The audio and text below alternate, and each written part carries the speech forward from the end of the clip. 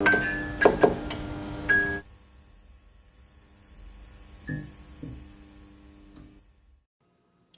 right, folks, you're back. We're a day late, but never short, baby. A day late. Yes, it's Wednesday, y'all, and not Tuesday. Your boy got to do responsibility. Sometimes things may change, but you know what? It could be worth the wait, folks. From the West Coast to the East Coast and everything between, folks. From Eve after dark to concerts in the park. You're live with Lonzo, the Godfather of West Coast hip hop. We do it like this every week, y'all. Me and my man Dusty, live. And today, we got a hot show. Dusty's in the dugout. We're about to get this party started. What up, Dusty One? Lonzo, what's up, man? Hanging out, man. Just hanging out, waiting on my guest to show up. That's it. I think I see him. Hold on. There it is. We got a great show for you guys tonight. So come into the building, hit that like button, share. We got the legendary King T tonight. I have so many questions. This dude is a legend. There he is right there. What up, Mr. King T? What's up, y'all? What's going on, man? Oh, man, doing what we do. How you feeling today? Oh, shit. Recovering. Yeah, we had a good time last night. It's good. We can sit out and hang out. Bunch of old heads do what we do, man, and just enjoy ourselves and hang out with the folks. Sure. Me and Snake Puppy was sitting there kicking it. And, no, it was Breeze was sitting there kicking it with Breeze. He was like, man, it's good to hang out with the fellas, man. Ain't nobody in the box, Yeah. Always a good thing. How you doing, man? Chilling, man. What's up with y'all? Man, you know what? I'm glad you hit me up last night, dude. I've been waiting on this interview for a long time. You're one of the most underrated players on the West Coast, man. Facts. Oh, thank you. I'm glad to be able to show you some love right quick, dude. You're one of the most underrated players, and that's what we're doing. That's why the thing is jumping off with you for this week on the 24th at the whatever it is, the restaurant. I'll play for a minute. Escalade, yeah. Break that down. What's going on? It's in Koreatown, K-Town. Our girl, The Portis. A little something to show some love to King T. Yeah. It's going down to Escalade Saturday afternoon, like 2 to 5, something like that. 3 to 5.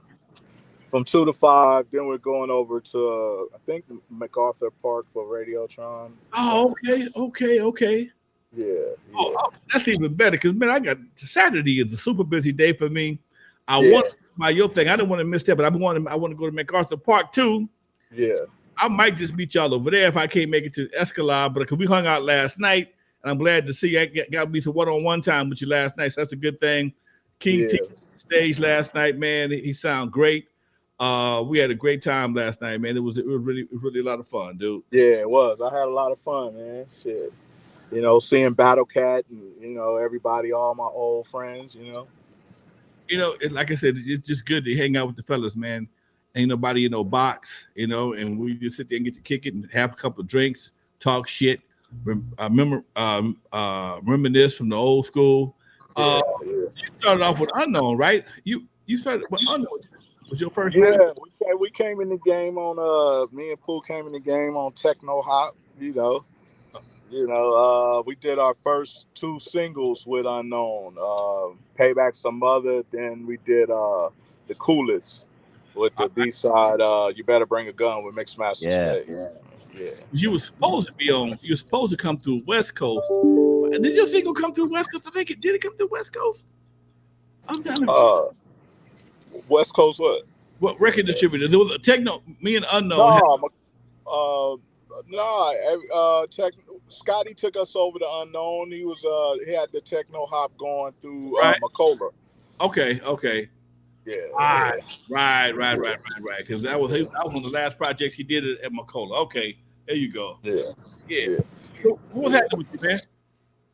Oh man, I'm chilling. I'm just blessed, to still be around, doing my thing, trying to get my foot back in the door, Come on, man. The door wide open for you.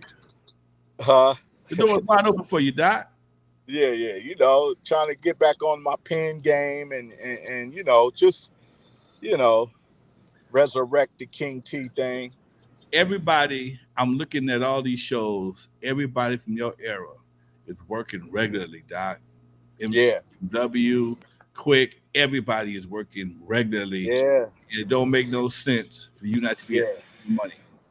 Yeah, I'm enjoying it, man. I'm loving what I'm seeing. Everybody's out there. Quick, Dog Pound,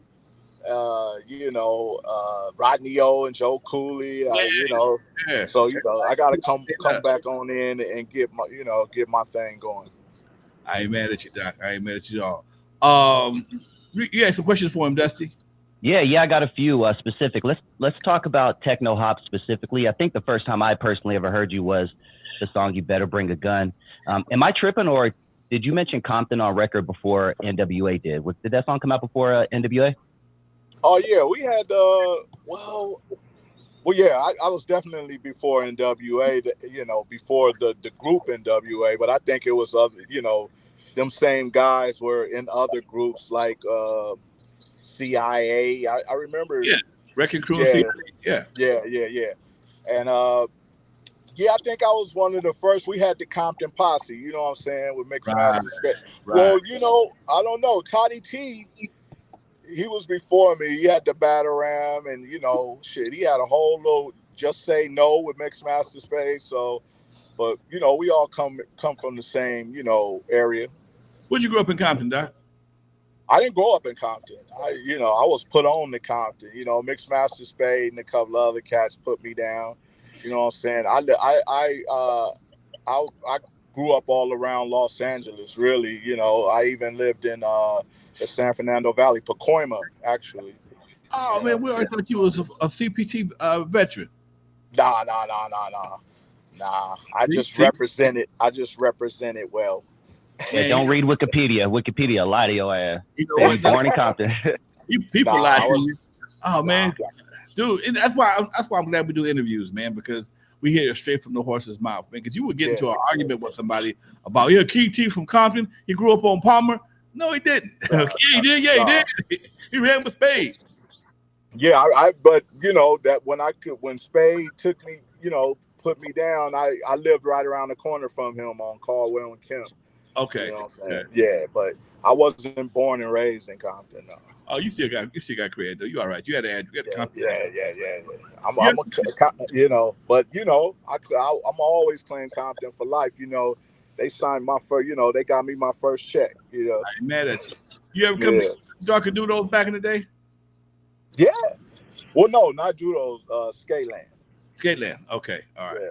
Oh, no, was it Skateland? Yeah, Skateland. Yeah. We used to come through there all the time. Now, Skateland was my last Compton promotional venue.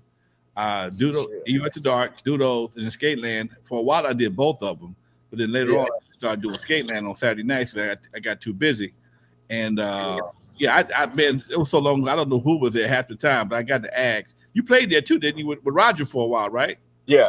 That's who used to bring us through there, Roger Clayton, and sometimes the guys but music people. Right, Big Slip. Yeah. Big Slip. Okay, man. We got a couple love in the building real quick. OG Steve, thank you so much for that 10 bones. He wants to know, is that a street level golf hat you're wearing, King T? Yes. There you go, player. There you go. That's fast. That's nice. I like that. And shout out to Tony ATK7 for the $10. Thank you. Yeah. Now, what's homeboy name do the golf hats? I forgot it. I can't think of. I'm actually I'm supposed to be having a conversation with these cats, trying to do a collaboration. I forget his name. I got his number on my phone. I met him about a month ago at the over Compton. He gave me one. He gave me a black one. Okay? Yeah. And I ain't word on the show yet, but I'm gonna show him some love too, though. Yeah, I like those. And back in the day, if you had a golf hat, man, come on, dude. Dora. Didn't play a lick of golf, Didn't play a lick of golf, but I tell you what, if you was a real player, you would get other people's hats. And then we used to wear these with the TaylorMade. Come on, what I'm saying? You don't know about that right there, man. You ever wear Ace Deuce? You ever wear Ace Deuce? Huh? Yep. People. I was telling Dusty, about Mike the Taylor Man down. I don't know where y'all got your tailors made. We got ours made at Mike the Taylor Man on 7th in Los Angeles. That dude is still alive, man. Is he? He's in Vegas, but he's still alive. I talked to him. We had a conversation. I saw him face to face. He was in L.A. Last year sometime getting some supplies, and his brother. I know his brother. His brother hooked us up, and I went met up with him, man. I want to interview him for my podcast and my documentary, but he had to leave town before I had a chance to get to him. Oh, okay, that's good to know. Go ahead, Dusty. What's up? Yeah, I have a question about a very important song in my generation in the early 90s that you were not only a part of, but you opened up the song. We're all in the same gang from the West Coast Rap All-Stars. Can you talk to us about what you remember about, being approached for that song, maybe a Michael Conception story, what you remember about recording your verse and recording the video in the Nickerson Gardens? I mean, back then, well, Mike was always a good friend, you know what I'm saying? And he got at me. He always was talking about putting something together, as far as stopping the violence in Los Angeles and the gang activity and things like that. So, I mean, we just all met up one day up there at Audio Achievements, and Dre he had actually 2 different versions of We All in the Same Gang, but it was always known that I was going to start it off, because that was my thing back then, creating songs to try to stop the gang violence. That's what we were on, and it just went from there. Wait. How is it you were stopping gang violence and your first album was Better Bring a Gun? Well, I mean, I was trying to hip the kids to you better have a gun on you if you messing around in Watts and Compton, and you better have something on you going over there playing. You know what I'm saying? But I didn't really, didn't. Me and Pooh were not really trying to go down that lane because it, Easy and Cube and Dre and everybody already had that sold up. You know what I'm saying? King T was really on some boom bap type, very East Coast influence type. That's what we was trying to bring to the table. Okay. Can I follow up really quick? Can you take us back to that day in the Nickerson Gardens? Were all the rappers there? What was the vibe like that day? I got to know, because that's one of my favorite songs. It was fun. I mean, I was around. I had friends in the Nickerson Garden, so it was nothing. It was just like being at the Compton swap meet or something. You know what I'm saying? There wasn't no problems. I didn't feel threatened or anything. It was good. It was fun, and it was like one of the. I thought of it as one of the best videos I ever shot. You know what I'm saying? And I was just happy to be down. It was fun over there. It wasn't no problems. Everybody loved us over there. The Nickersons is cool. Straight up madness everywhere I look. Used to be a straight A student. Now he's a crook, robbing people just to smoke a shoot up. Used to have a crew cut. Now he's a poop butt. all that. It was fun, man. And I was just happy to be down with the situation.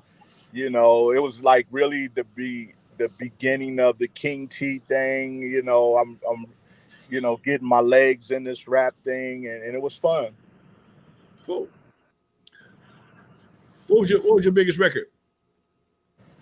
Oh, wow. That's a good question. I think it was I don't know. Shit. Play piano, Like a Piano. Bass. Yeah, I would say Play Like a Piano is probably. Yeah. Bass is huge. Yeah, Bass is the single. The original version is the single that really got me my major deal at Capitol Records. Okay. By that time, you were with Greg Mack by then, right? Well, that's that. Yeah, we put that single out on Mac Daddy Records. Yeah, that's straight. Yeah. I remember that. I remember the whole look. That's what it was. You were at Unknown had a deal. He was at Macola, and we was trying to get him to bring some product to West Coast, but then somehow you ended up over at Capitol with Greg Mack. That's what it was. No, when we when we did the single, I don't know who distributed Mac Daddy Records, but that's what got us our deal at Right. Capitol. And once we got to Capitol, we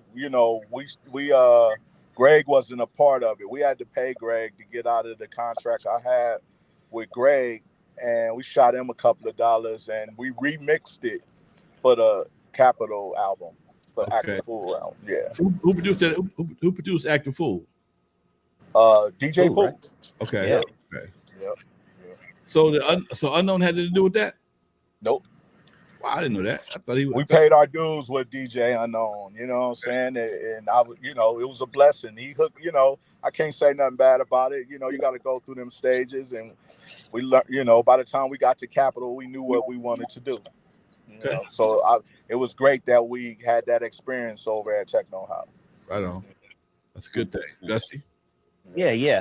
DJ Quick famously released a song in the early 90s, just like Compton, where he talked about going from city to city, state to state, and kind of realizing that it was just like the place that he just left.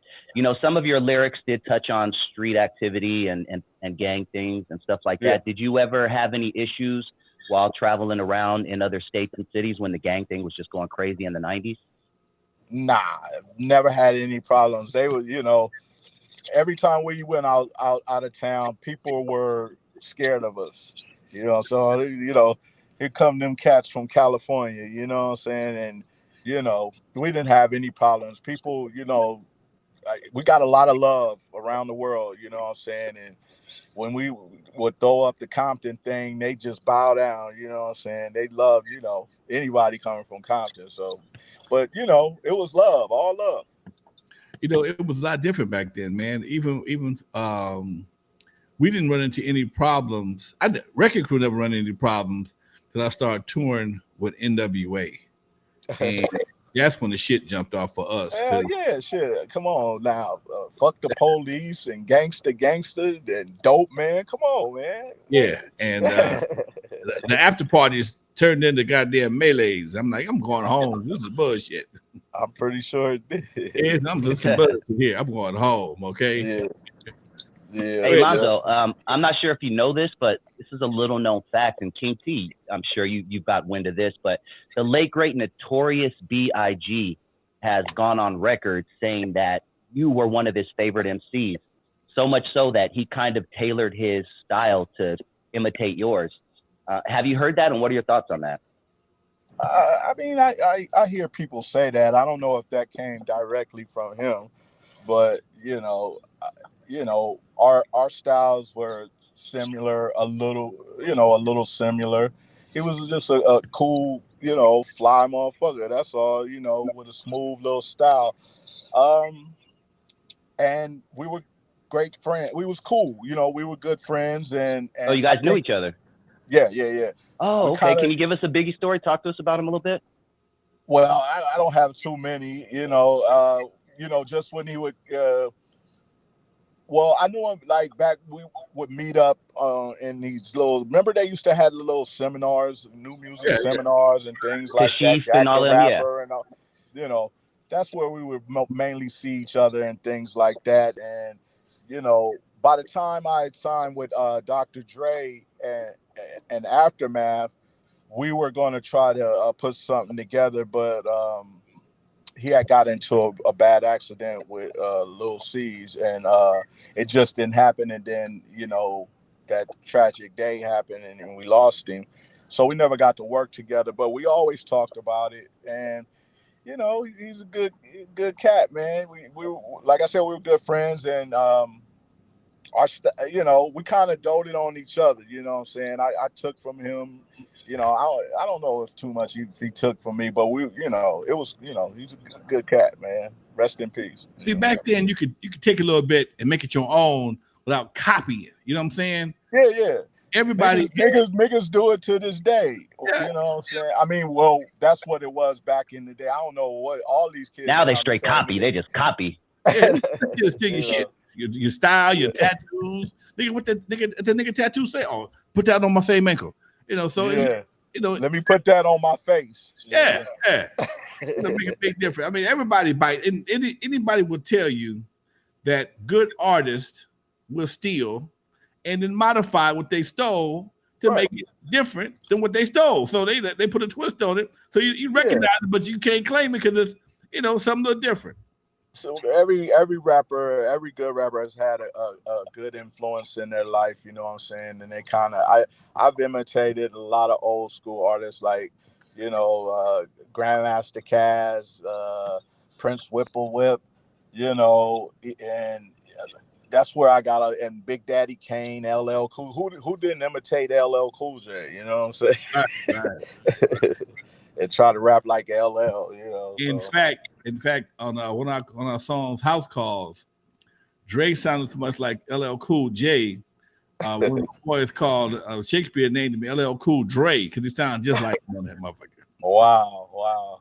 Just like in the growl and the whole 9 yards. It was just Lord. You think you are LL Cool Dre? That shit was funny. Wow. Yeah, come to think about it, he did sound like LL on that Cabbage Patch song. Yeah. He got the growl and everything. What's up, Craig Weisinger? My man from Skateland's in the house. Much love. Shout out Craig Weisinger, man. Shout out to Skateland USA Compton. Yeah. You got to say Compton around Craig or he'll correct your ass. He'll check you real fast. Check you like the police, like the Compton police. Hey, King. Yeah, I have a question of a little known song that's such a great song, and I wish it blew up more. But you, Yo-Yo, MC8, Cypress Hill, Lynch Mob, Cam, Threat, Ice Cube, and DJ Pooh, released a song called "Get the Fist." Yeah. It was released during the time of the Rodney King situation and the LA riots. Can you take us back to recording that song and then kind of give us parlay into your remembrance of the riots and that time? Well, Get the Fist was mainly put together by DJ Pooh. He, I think it was one of the first singles that he put out on his own label called The Bomb Records. He just got a label deal with Mercury Records, and we produced it together with a couple of other producers, and it was a lot going on. The Rodney King situation, the riots all around. And it was just like working on All in the Same Game. We got everybody together and got them in the studio, and we kind of tailored different beats to each rapper. You know what I'm saying? It was cool. It was fun to work on with Pooh. You know what I'm saying? A lot of people got down on that. It was a fly record. And then we shot the video. It was just kind of on the whim, Super 8. camcorder type, said, but it was fly. It was fly. You still talk to Pooh? Yeah. Yep. Show, Pooh's still doing this thing.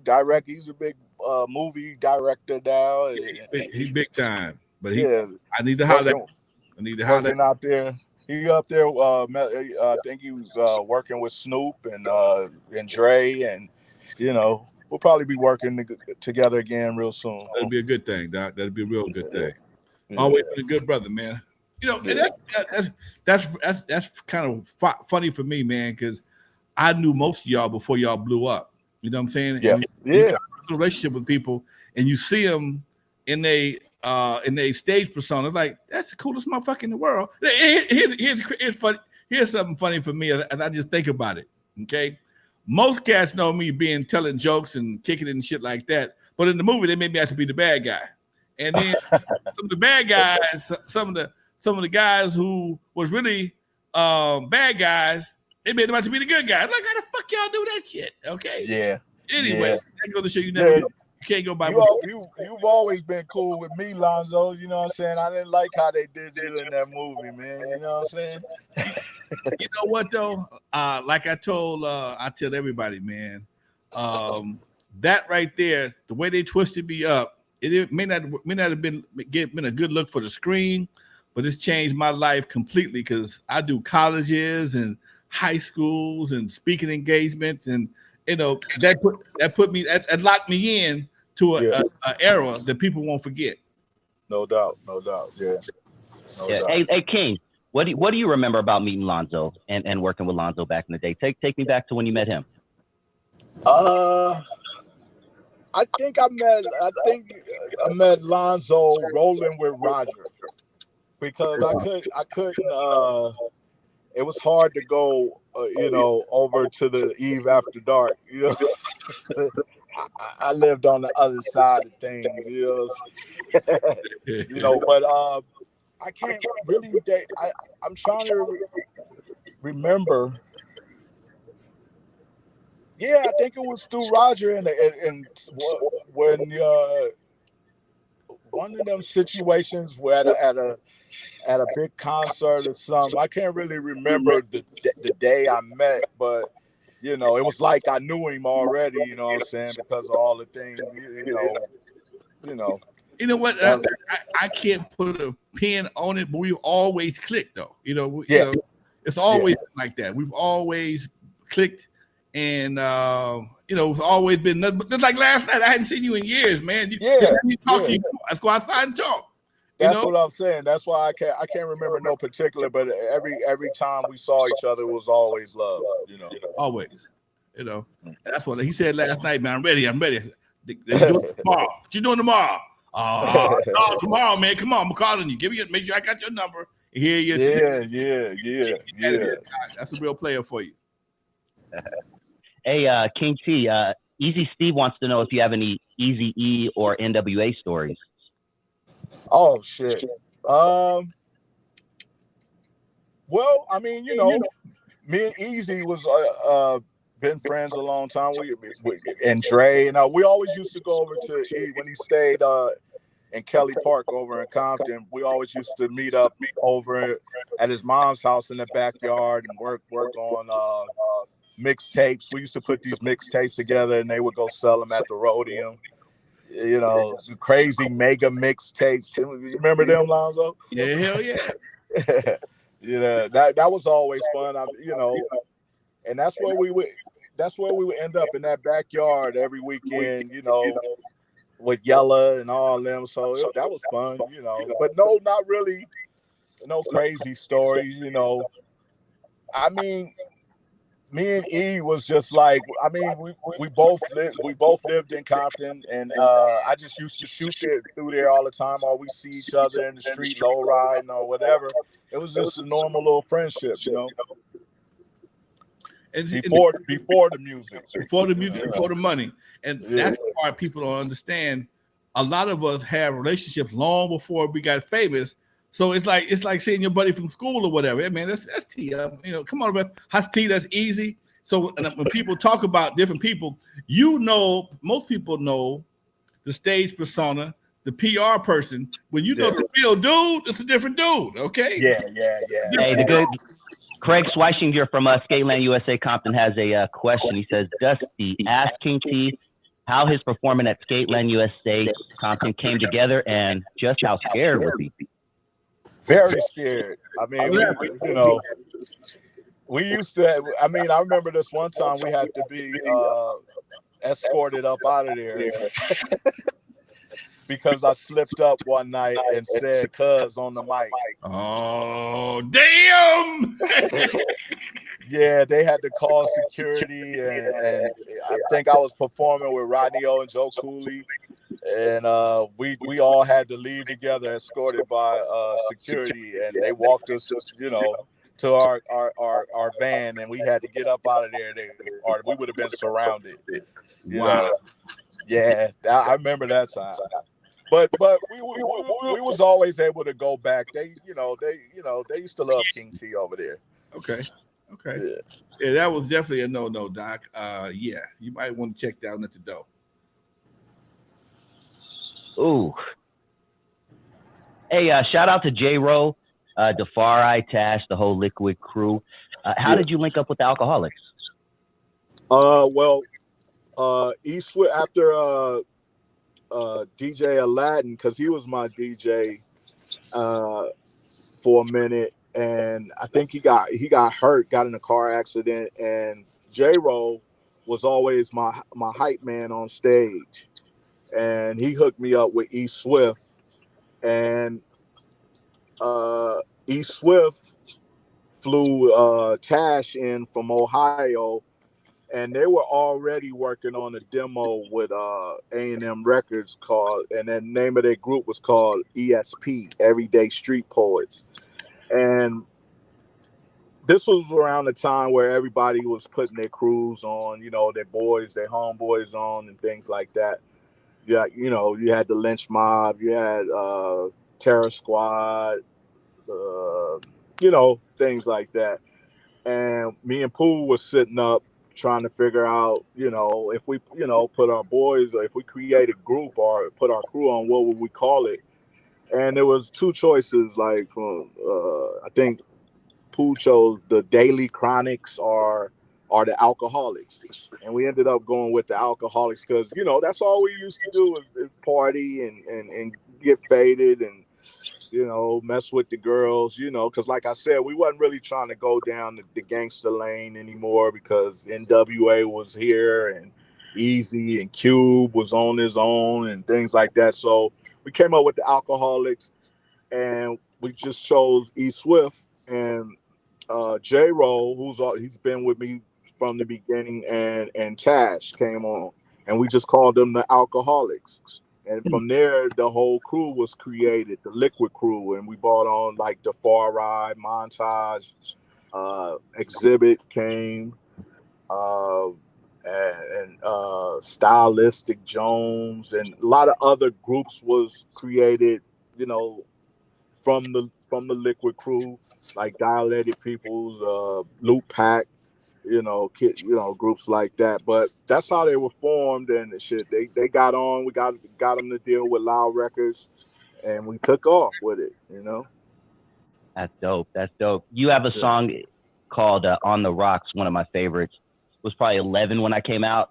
When you were telling, and anyone who doesn't know this song, go look it up. It's a really dope song where he's telling a crime story, but each criminal or each element has an alcohol attached to it. So you're talking about Seagram's gin and Hennessy. And back then, I literally thought it was a crime story. Like I was like, oh damn, Hennessy's about to kill Bobby, because I didn't know shit. But listening to it as an adult, that is a very clever song, man. Can you just take us back to that song, dude?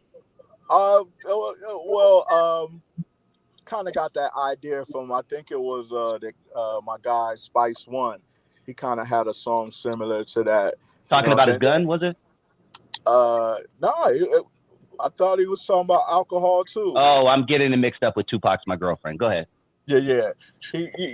And I kind of got the idea from there, and I just sat up and listened to that and tried to just write something better and more clever. But I got the idea from Spice One, and it was really just supposed to be an interlude, and everybody liked it. It was cool, Wow, dope. See, I'm learning stuff myself, man. See, and I tell people I don't know everything. I know most of the shit, but some of the details, some of the names he mentioned, I had no idea where they came from. Now we know. Right. Yep.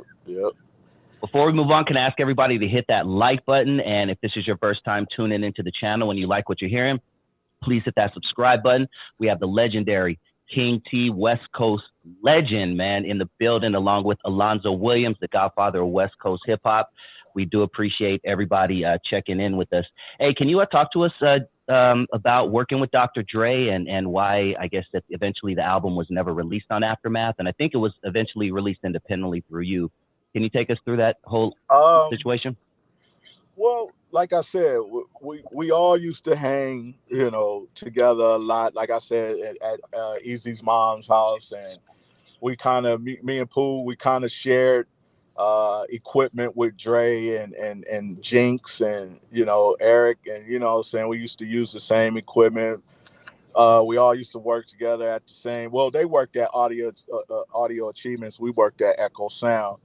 But we used to go back and forth, and we always talked about working together. I always used to visit the studio when Dre was working on the Chronic up there at the Solar Building, and I had to deal with Capitol, and we just remained good friends. And I had a deal when they were at. I already had a deal when they were at Death Row, but once he left Death Row, I was kind of in between deals, and it was perfect timing.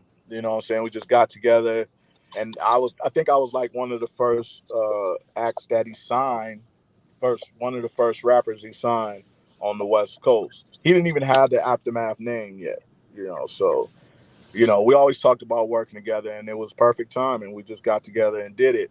And I put the album together. I thought it was like, you know, I thought it was like some of my best work, you know, taking nothing away from DJ Pooh and the things we've done. But it was a different time, and you know, I always wanted to work with Dre. It was just a different sound, different sonic sound. And, you know, things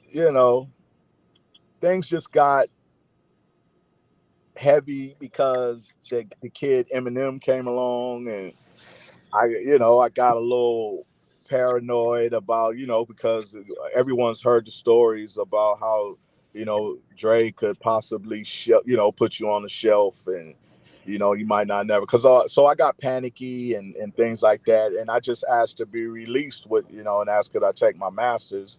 And we were, he didn't want me to go, but he let me roll, and he helped me out with the situation. I was supposed to go over to Ruthless and Tamika, and we was trying to work that situation, but things kind of fell apart with the Ruthless situation and my management and things like that. So it just got shelved and bootlegged and all kind of versions, but the real version never really came out. So what you been doing all this time, man? What you been doing? Grandpa, married, kids? Yeah. Well, I got a divorce about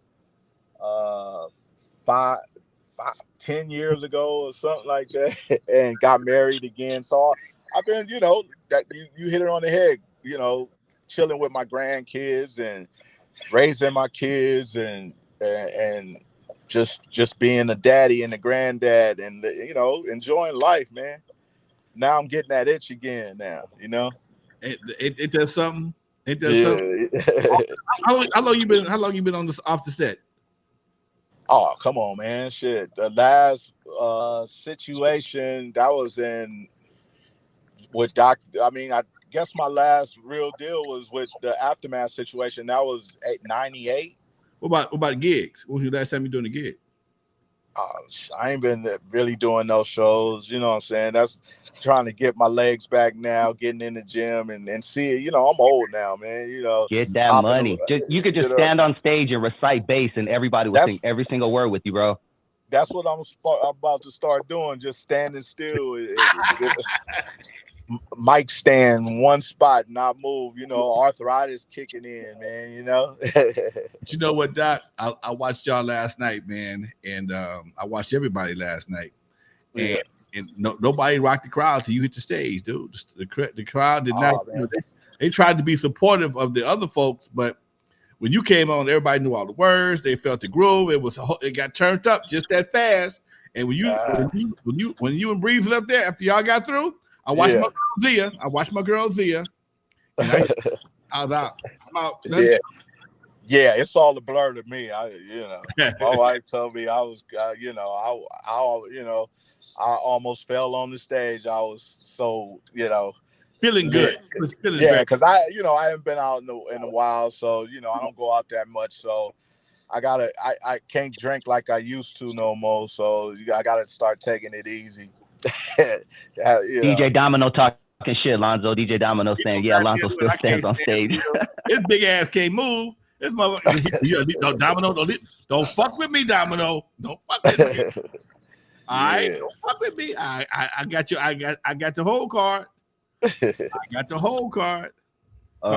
Hey, T, take us back to 95, 96. That was a real weird time in hip hop, with the whole media created East Coast, West Coast situation. I'm sure you were on the road. Talk to us about traveling at that time, and talk to us about, the untimely deaths of Biggie and Pac.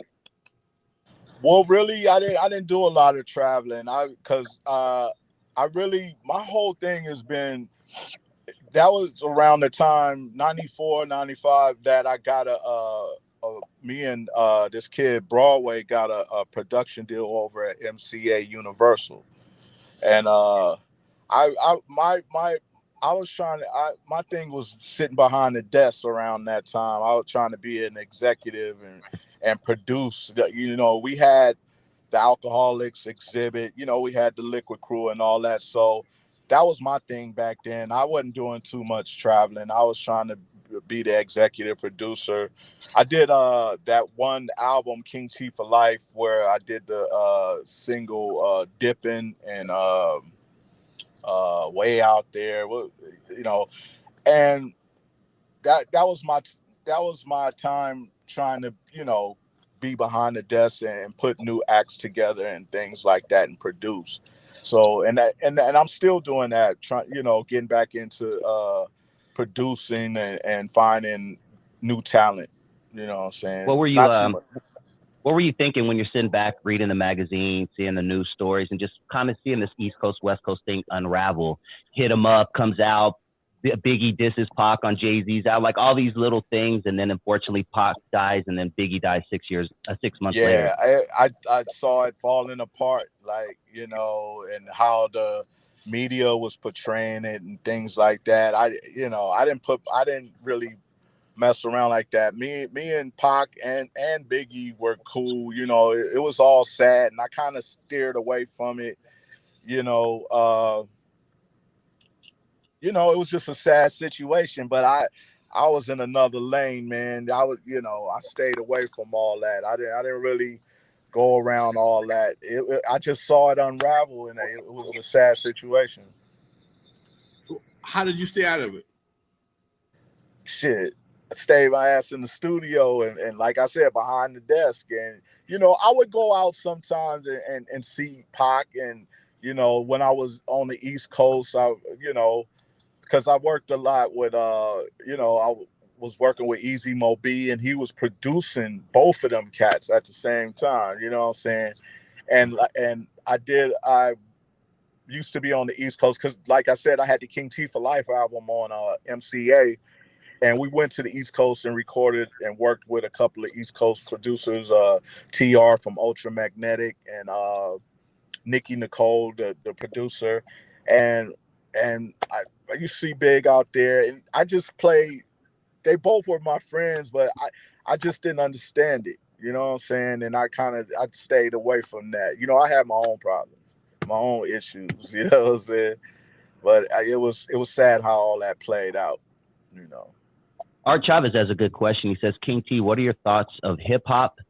I'm reading it verbatim as he's saying it. So what are your thoughts of hip hop of 50 years, and what does the music scene look like in the future for OG West Coast artists getting back into making music? Woo. I mean, I'm loving what I'm seeing. People said it wouldn't last, and here we are. You know what I'm saying? And I'm loving what the younger generation is doing. They're keeping it going, and and but a lot of people have things to say about the new generation, but that's what's keeping hip hop alive, and that's what how we're able to survive 50 years. You know what I'm saying? And got to keep going. Shit, you know what I'm saying? All we got to do, I mean, how does it look for the future of OJ? I don't know. We got to get in there. We got to be able to adapt with the younger generation. We got to get in there with them and work with them and see where they're coming from. And I don't know if I'll be able to get on one of them trap beats or whatever, but shit, I'll try. You know what I'm saying? I love music, man. If it sounds good to me, like and if it's music, good sounding music, I'm gonna play it. That's all I know. I ain't got no hate in my heart. Yeah, good. You were one of the founders, pioneers of reality rap that eventually was coined gangster rap. What are your thoughts on drill music? Are you familiar with the drill scene where these kids are going back and forth and there's guns involved and there's just trash talking to an ultimate level where they're literally peeing on grave sites of their rival rapper friends, and they're just doing really. Are you keeping up with that side of hip hop today? Not at all. I don't know. What is that? Good. Stay away from it. Yeah. So that's why cats is dying in you Chicago. Talking about these young cats flies. that's dying out here over music? Yeah, exactly. That's it right there. Yeah. Nah, I don't. And then when one dies, they make a song dissing the dead person, and then they make a song dissing them, and it's just back and forth. Yeah, who gave them cats money? You know what I'm saying? Like, how are they able? Well, it's a new. it's a new thing. You can do whatever you want. You know what I'm saying? You get your own platform and do what you want. That it wasn't. We couldn't do that back in the day. You know what I'm saying? It's a different time. It's a different world from where we come from, Doc. Yeah. Yep. Different world. Man. Well, I got another question. Then let's keep it pushing because I'm really enjoying this. Did you ever meet Suge Knight, and what were your remembrances of hanging around Suge Knight? Yeah, I mean, come on, man. I mean, running around Compton, so we were all good friends. You know what I'm saying? Suge was a good cat, man. He put something together that was incredible, man. And it was a shame that he squandered it and lost it all. But it was the money that did it. It was he didn't know, it was a sad situation. But Suge was cool. Suge. One thing about Suge, he knew who to mess with and who not to. You know what I'm saying? That's all. And I just hated the way things turned out. He had it all. You know what I'm saying? Hated it all, dude. Had it all. Gave it all and lost everything else. That right there, dude, is something that always bothered me. And I see some of the same trends with some of these youngsters today. It's like you get blessed with a fortune and you trying to find how many ways you can fuck it off before noon. Oh yeah. We make the kind of money, and you see guys want to do all this stupid shit with money, and at some point, some of them, not all of them, right? Some of them end up broke, or you realize they don't have the money they don't have the money they claim to have, and it's really disturbing, man, to see folks even have a shot like that and just want to do dumb shit like put diamonds in their forehead and shit. Like what the fuck? Yeah, man. Lord ever, it's a different world, man. It's a different world. I can't knock it. Yeah, I'm just not getting no face tats. Yeah, good call, dude. That's my boy Steve said everybody's face looking like Etch-a-Sketch now, dude. That's so true, man. Dude, I remember the last place you would put a tattoo would be your face and your neck. Okay. Yeah. I remember the first time I saw somebody had a tattoo across their chest. It said cut a long line. Okay, some shit like that. That was the first time. It was a long time ago when I was a kid. I thought that was, oh my God. Yeah. He had to just have a simple tattoo, says cut a long line. Okay. And it's, just as a reference to, how they did boxes back in the day. Yeah. But now, like jewelry and cars and everything else, folks overdose shit, man. Yeah. I mean, all the shit we did, all the Jerry curls I had, all the hairstyles I had, guess what? You can't tell I ain't got no hair now, but it had no effect on my overall life. You know what I'm saying? You look at a damn senior citizen home in about 20 years, and all them puppy paws start looking like goddamn bats and shit. They're gonna be, oh fuck, I fucked up. Yeah. It's a different world, man. We what can I say? Maybe we can wrap it up with this question, unless Lonzo has anything else. But King T, you've worked with some of the greatest. You've been in this, game for, decades. If you could take one person to battle with, because that's another thing. King T was always, even though he was West Coast, he was still like you always had lyrics. You were always bars. You always cared. Like you were always a rap. So you're a rapper's rapper. That's the best way to put it. If you could take anybody to battle with you to go up against two other cats from the West Coast, one person from the West Coast, it doesn't matter what decade, when, who would King T take as their partner to go into battle? Oh, wow. That's a good question. It would have to be, I would have to take Kendrick. Okay. That's see, it'd be Kendrick or Corrupt or man. That's hard. On. That's hard. Corrupt is a beast, you know what I'm saying? Both of them, Okay. Hey, where'd you go to school at, King T? I went to Monroe and Morningside. Okay, all right. Inglewood. My dad lived in Inglewood. I got kicked out of LA school district, so I had to move with my dad in Inglewood and go to Monroe, and then went to Morningside. I didn't graduate though. Okay. That's a good thing. Man, we ain't gonna hold you, Doc. Man, I thank you for tackling me last night and telling me you want to do the show. Appreciate you. No doubt. Love, Doc. Always, man. Always. Anytime you got something you want to share with us, I got your number, you got mine. Ain't nothing to do. Let's make it happen. No doubt. Thanks for having me, guys. All right, Doc. Thank you, King T. All right. Legend. Yeah, that's how we do it. Woo! Lonzo, man. This is a dream to me, dude. Thank you for including me in this, bro. That's dope, dude. That's really dope. Shit, man. You want to jump into something really quick since we got about 10 more minutes? Let's jump to the niggaverse, man. I'm sure you've heard this story.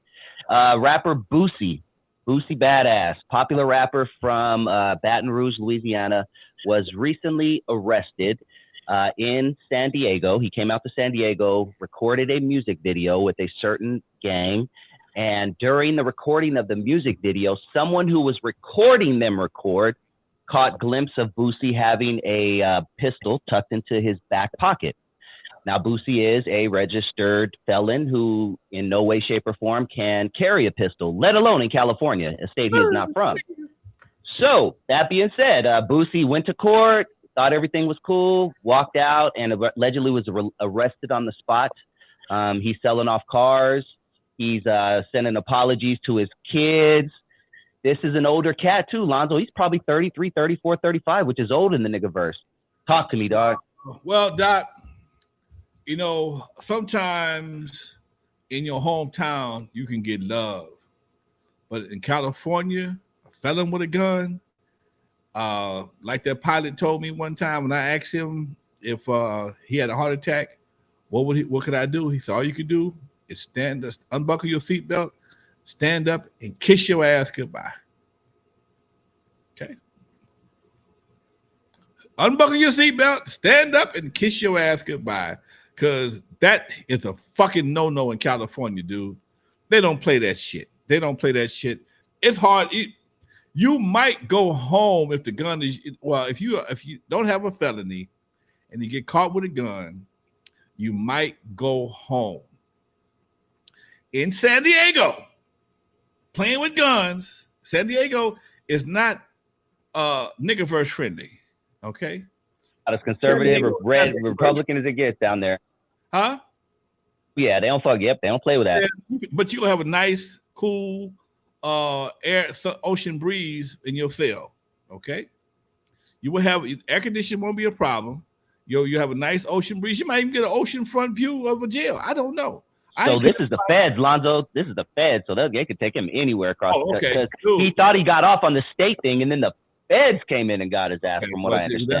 That's a whole nother headache. I can't help you with the feds, okay? So what did the state do? They dropped it, or they didn't pursue it? Well, what I understand is he felt like he got off, what I understand. He walked out of the courtroom, and that's when the feds said, no, sirree, you're coming with us, and we're going to make this a federal thing now. Yeah, well, the feds don't show up unless they got a case. What, 98% conviction rate or something like that? 93%, something like that? When you start fucking with feds, they negotiating how much time you're going to do, and you're going to do about 90% of that shit. Okay? And when you start fucking with the feds, and they come get your ass, they got you, and now all your lawyer could do pretty much is tell you how much time you're going to get, and unlike the state, they don't play that day for day shit. Nigga, I need 90%. You might get 80, depending on what it was. But for the most part, if they tell you 20, you're gonna do 18.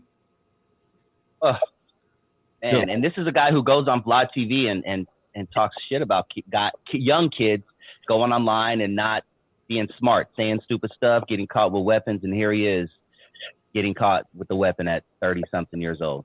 You know, he starts selling your shit and kiss the kids goodbye, because that's the man gonna see you gonna be. Dude, I don't wish it on nobody, man. I swear to God, I don't, man.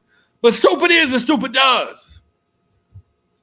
Stupid, dude. Why you in a video shoot?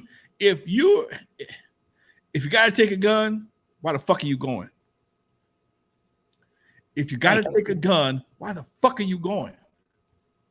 You're trying to, in some way, form, or fashion, solidify your street reputation by doing a video in a hood that really ain't yours, but you figure by showing up now, this is a new thing. Featuring different sets to make you seem tougher than what you really are. But obviously you weren't that comfortable because you had to carry your gun with you, and somebody caught your gun on camera, ended up either turning it. I don't know how to. If somebody was videotaping, how did the police get the gun? I mean, somebody turns your ass in. So Lonzo, stop there. You know nothing about this, and you just hit it right on the head. This is the theory in the streets that this person who recorded was working with the people. And once again, this is alleged. I don't want to disrespect anybody out there, but this is what allegedly is the case. And you knowing nothing about this, you got it in 2 minutes. My first time hearing about it, but it sounds like somebody was watching you that you didn't know was watching your ass, and they was paying more attention than you really gave them credit for. Because normally a hood dude wouldn't do that. Oh, and you know, people don't understand, man. The police is very smart. Okay, they got all kind of different ways of infiltrating shit. They did it for the Black Panthers. They want to do it for your gang video. Come on, man. They did it to the Black Panthers. They did it to everybody in the 60s. Had some folks on their team that wore berets, them little hats. You know what I'm talking about? Berets, yeah. And was reporting to the police at the same time. Okay, it's a known fact. You watch the movie Judas. It's a known fact. So if you out here in the street and everybody got a phone, so you don't know who the fuck is doing what. You don't know what the footage is going to be done, what's going to be shown again, what YouTube channel is going to be on. You don't know if it'll end up in court someplace. All you know is everybody got a phone in their hand, and the cops look young as fuck. They got cops, man, look like teenagers. They got old cops look like teenagers, especially the women. Oh my God! You take her out that damn uniform, man, and put her in a dress. You can't tell. You don't know she's a cop till she arrests your ass. And I've seen a bunch of cops. I know a lot of cops that look like kids with playing police. Okay, so if you are in a situation and you in a car a takeover, street takeover, and see that's what they and that's where I found. I was told that's how they get the solid information, because all they gotta do is put a cop in a situation. If the cop videotapes it, now it's evidence. Okay, if somebody else, if it's not a felony, okay, not a felony, it's just somebody videotaping. But if a cop videotapes a felony, it's used in court, and the cop ain't gotta do nothing right that day. So you out there doing donuts in the middle of the street, hanging out the window, and something jump off, and a cop there recording. Guess what? Bye bye. I see people. I'm speaking of niggaverse. We got about 2 minutes left. Shit, go ahead. I'm in no rush, bro. I'm in no rush. I'm trying to figure out why on Juneteenth did the niggaverse show up at McDonald's and steal the goddamn register? On Crenshaw, right? On Crenshaw? Talk to us about that, man. Dog. Some fools decided they wanted to steal hamburgers and the cash register. Dude, that was the most embarrassing shit. I literally did this when I read this. I looked around. I was like, I hope nobody's looking at me right now. Juneteenth, you fools decided to go into a McDonald's and steal hamburgers and the cash register. And then they jumped. The dude opened the register and they jumped on something like a bird, like birds in a bag of popcorn. It was pitiful, man. How much could they have gotten? $7 each? Come on, man. The dude, the homeboy, I saw the video. Somebody said, grab the register. He grabbed the register. Little dude. I don't know if he was even, he might have been a kid. He was so small. And he threw it on the ground, busted it open, it popped open. And before the thief can get the money out, it just swarmed his ass. I'm like, dude, they was hopping over the fence like he had a shitload of money or a bag of money fell off a Brinks truck or something. I'm like, dude, this is pitiful, man. Come on, man. The white media jumped all over that shit. course they did, Lonzo. Of All course. over that shit. This Juneteenth weekend, they even mentioned Juneteenth just to fucking give it an extra sting. Come on, man. And then we get a holiday and assholes mar it with some bullshit. Mar means fuck up, for those who don't know. But most in the niggerverse. In the niggerverse, okay? I'm like, dude, come on, man. That's the best y'all can do. I mean, we had it was a great. I didn't go to Leimert Park that day. I was burnt out all weekend. I had a bunch of events I did Friday, Saturday, and Sundays. I just relaxed on Monday. But everybody I talked to that went to that, I saw a lot of Facebook posts, Instagram posts. They loved this. It was a beautiful event. And then down the street, I know exactly where it was. Folks decided to run up in the McDonald's, man, and just fuck up the McDonald's. I'm like, dude. Leimert Park, that's supposed to be the black art district, all that, artsy, like cultural district, and y'all do Leimert Park like that, man. See, that's because you ain't no OGs out there, really. Lonzo, that's the first thing I thought, dog. In 1988, somebody would be fucked up right now if they did that, because they'd be like, who did that? Oh, such and such, bring them to me, and this will never happen again. Nowadays, different story. There's no OGs out there. There's no OGs that really that can make a shot, that can make a decision to stop some shit. I'm too old. I'm old.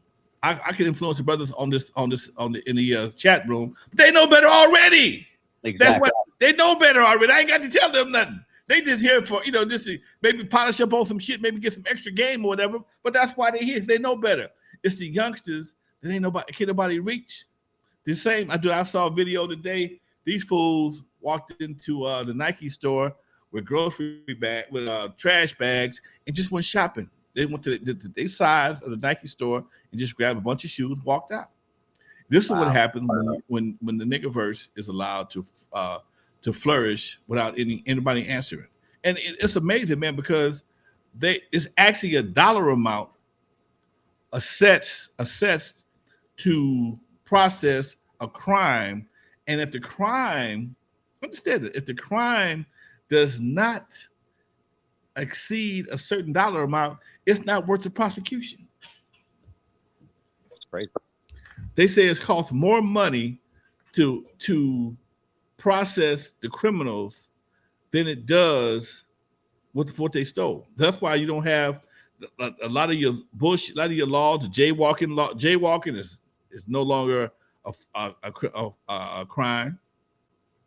Up to $1,000, you can walk into the store and steal up to $1,000 worth of shit, and the security guard open the door for you, open the fucking door for you, and open the trunk for you. So you got things milk. So why do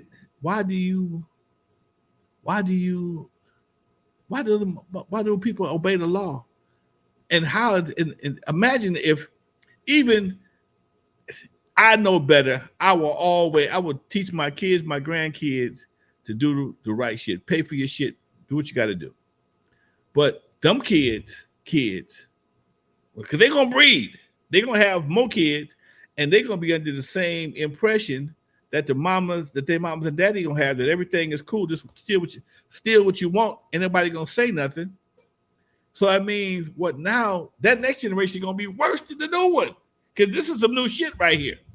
Yes, dog. This is new. You've never seen this in your life, right? Where people just go in with trash bags and shit. Usually, when people start doing looting and shit, it was after a cause. I need something. Yeah. Now the only cause for folks is for them to loot is they got nothing else to do. And this is the trippy part. They all have their phones out while they're doing it. Check this shit out again. All right, keep doing that shit. Okay, they're getting your face recognition, dude. So I don't know exactly what's gonna happen, but at some point in time, you mark my word. This is sure as my black ass is sitting here in front of this microphone and these cameras. At some point in time, they're gonna come up with a penalty that's gonna be so damn harsh. You're gonna think that Jesus rose. What happened? What happened? Okay. They doing this they allow this to happen for a reason. They give you enough rope. You think you're a cowboy, but you're actually making a goddamn noose. Okay? You think you're a cowboy because you got some rope, but you're actually making your own damn noose. And that's the part these youngsters ain't getting. And when they get your ass, they ain't gonna let you go. It's like your boy Bootsy. They get your ass, they gonna let you go. Then, dude, this is ridiculous. And and I understand times is tight, but are they that tight? You got to go to the store with intention on stealing. And the bad part about it is, it's not just kids, man.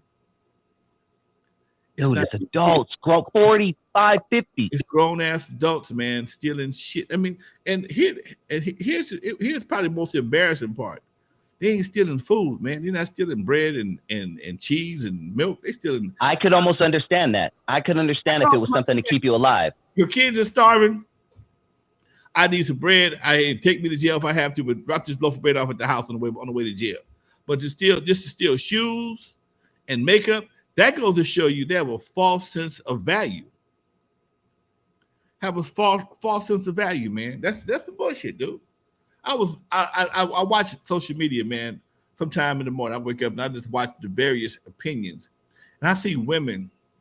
I see various types of women talking about relationships, and a lot of women are really they understand the value of a good man and how to be a helpmate to a man.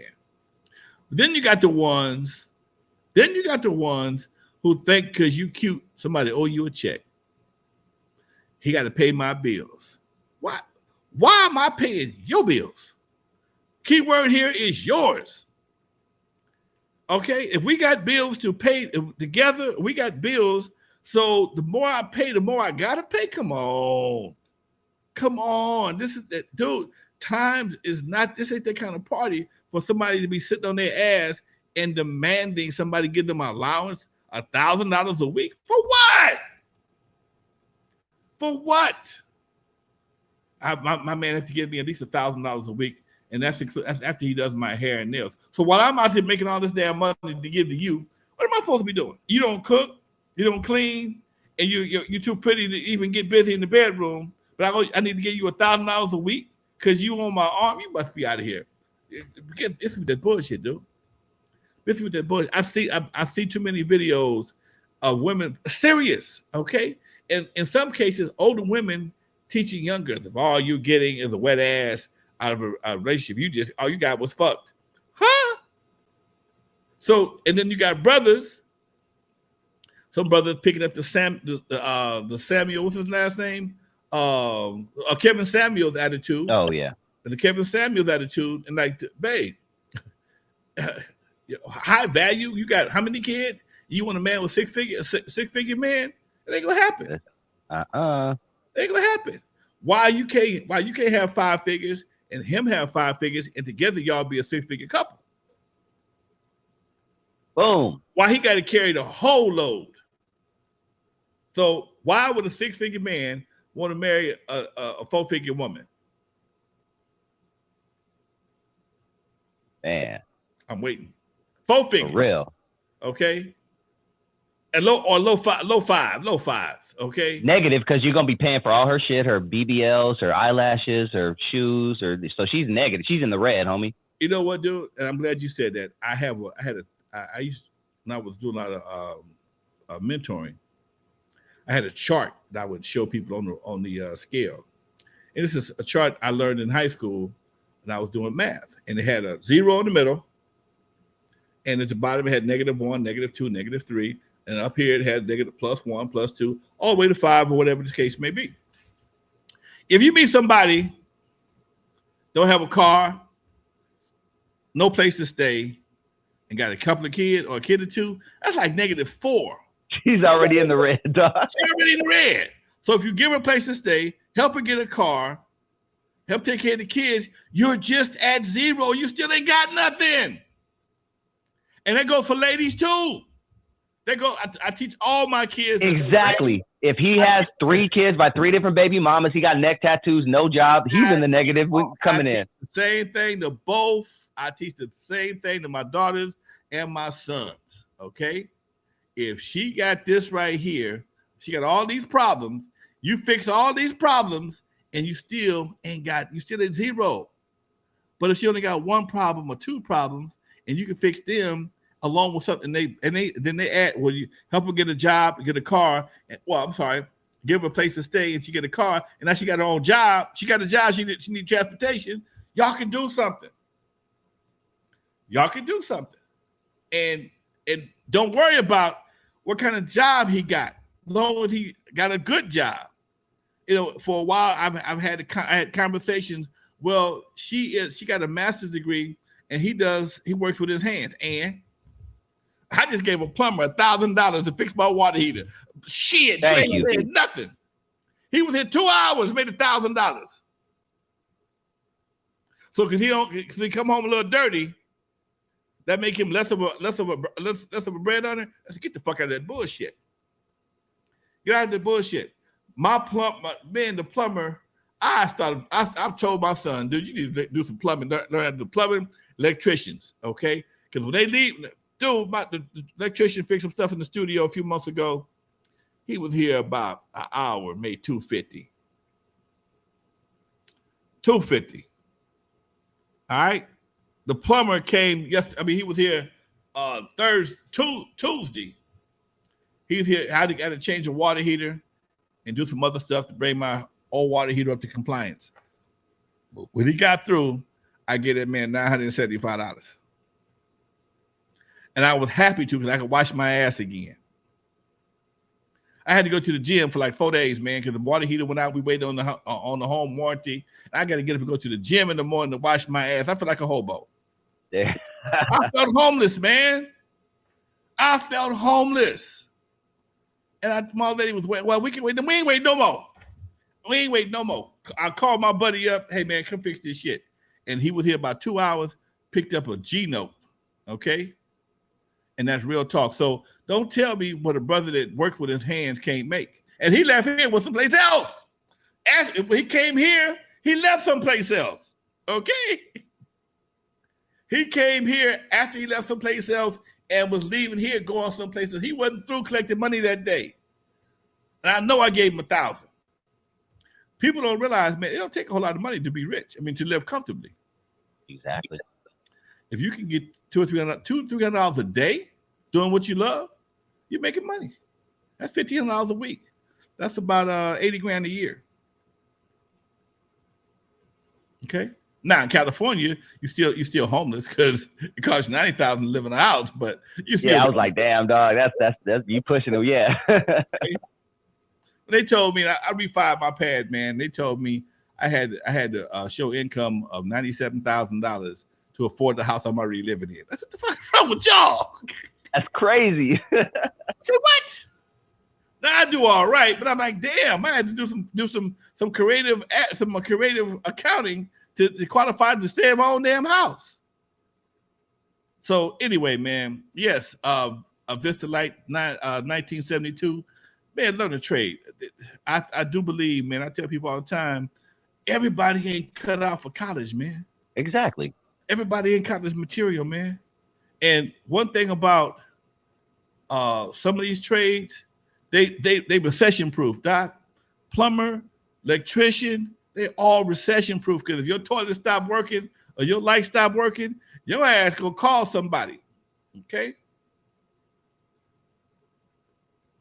Yep. Okay. Facts. You're gonna call somebody and you're gonna pay them. You're gonna pay them. So yes, that's definitely something to consider. When your car stops running, you're gonna pay. You're gonna pay somebody. You know, I'm thinking about this, speaking of cars. Don't you have an electric car? No, I don't. No, I got a Lexus and a Chevy. Okay. I'm a little concerned about this electric car thing. Me too. Talk about it, dog. You know, if you have an electric car, which means if your car is not being charged by solar, that means if the grid in your neighborhood gets turned off, you can't go nowhere. Oh, that's number one. That's problem number one. Yeah. The other one is when you can't find a place to plug it in. And I see some of these places and it's a mile long of cars. I'm like, nah, dog, I'm not ready for this. And you're not getting it. And it ain't like you're going to pull up and get a zap. You got to pull up and wait. Then they got to go to a rest stop and post up for a minute. Exactly. So if your ride, if your trip is 3 hours, because you usually get 100, 200 miles, except for that new Hyundai, it gets about 300 miles. If you go into Vegas, you can end up with an extra hour of travel time because you got to stop and fix your shit and charge your shit up. Whereas gas, do that in 5 minutes, be gone again, like a pit stop. Yeah, I don't think we're ready for that. But hey, you're right about that, man. Damn, dude. I just had to ask, man. They're trying to get it in by 2030, I think, or something like that. Like, I don't know if that's gonna work. I mean, you realize right now you can't watch. It's hard to watch television if a satellite get knocked out, ain't no TV. My few right before the pandemic, I had I forget there was some guys doing some tree work around my house, and they messed around there and messed up the junction box on the pole, and I had no internet for like 2 or 3 days, and everybody in my house was miserable. It was miserable, dude. Now, it just so happened I got a hotspot on my phone. I was able to watch my tablet and no problem. Okay. But everybody was mad because at some point in time, I still had electricity, but it still you didn't have any internet. That means your phone died, your computers are dead, and we've become so dependent on this grid situation. To add your car to that, it's gonna take some getting used to. I'm not saying don't do it. I'm just saying it's gonna take some getting used to. Yep. I got to wrap it up, Lonzo. Dinner's ready downstairs. That was a great show tonight, man. And thank you, everybody, who stayed and hung out with us. Please hit that like button before you head out the building. And once again, hit that subscribe button. We love you guys so much, man. I love doing this show, Lonzo. Today was just one of my favorite shows, to be honest. Just chatting with King T, someone who I grew up listening to. And I love the words of wisdom you always drop, man. What's coming up next? Me and Dre back on Friday, folks. My boy Martin, his son, he out there in he ain't here today. He out there he by the water with his feet in the sand, okay? Doing it big time. All right. I ain't mad at him, Martin Cozy. Do your thing. He'll be back next week, but he sent me some pictures of him doing his they say thug thizzle with an ocean background and sand in his feet, having a damn good time. I wish I could join you. Hopefully I will soon. In the meantime, folks, much love for everybody in the chat room. Thanks for everybody for dropping something in the super chat. Dusty, as always, much love to you, Doc. And we're about to wrap this show up, baby, like a mummy. And we're out of here next week, folks. Peace.